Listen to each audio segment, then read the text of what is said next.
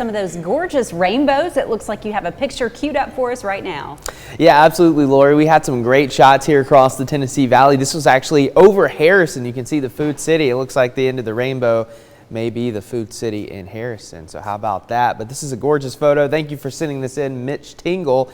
We have more that we'll show throughout the morning. Again, just some great double rainbow shots yesterday with all that rain, plus some sunshine, and that's what we're going to have today yet again. More scattered showers in the forecast.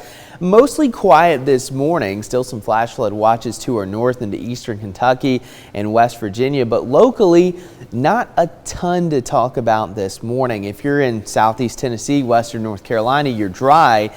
But moving into North Georgia, we have just a few pockets of some heavier rain moving into Gilmer County right near Ellijay. So within the next little bit, if this storm holds together, Ellijay, you could get a pretty heavy downpour between about 6:30 and 6:15.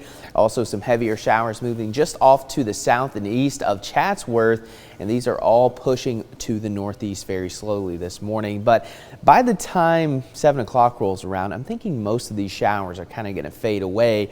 And then we're going to dry out for really the entire morning before the scattered showers start to develop again later on this afternoon. But for your temperatures, we're waking up to 70 in Athens, 68 in Murphy, 73 in Dalton this morning, and 73 in Altamont. So another mild and muggy start. And over downtown Chattanooga, using our Holiday Inn cam pointing to the north, we have some high clouds around, but all is dry for now. No weather-related delays this morning, and that looks to continue as we're going to stay mainly dry. But if you are heading into western North Carolina, some of that rain has led to some fog this morning.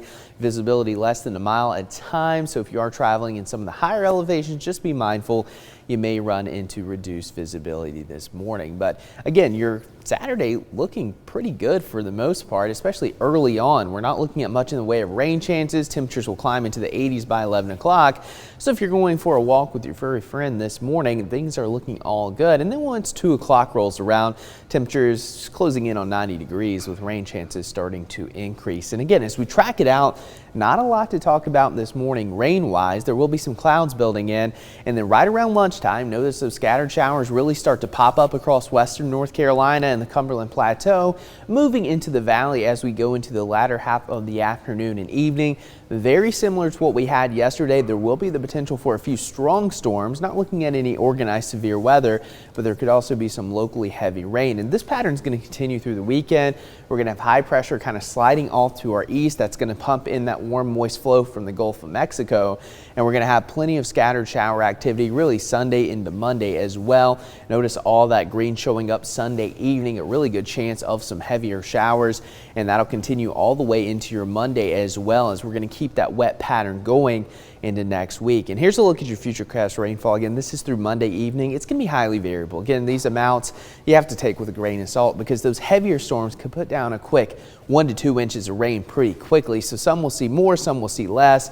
But I think between the next couple of days, anywhere from about a half of an inch to an inch of rain will be possible for most. But here's a look at your excessive rainfall for today. Best chance western North Carolina. But with that being said, there's going to be some slower moving storms across the entire Tennessee Valley that could lead to some low-lying flooding. So that's something we're going to watch a little bit later. But over the next 7 days, we're going to keep that active pattern going. And the good news with this, temperatures will be a little bit cooler in the 80s. And then by Friday, we may even be talking lower humidity with temperatures in the mid to upper 80s, Lori. That's going to be great, especially with so many kids going back to school next week. Clay, thank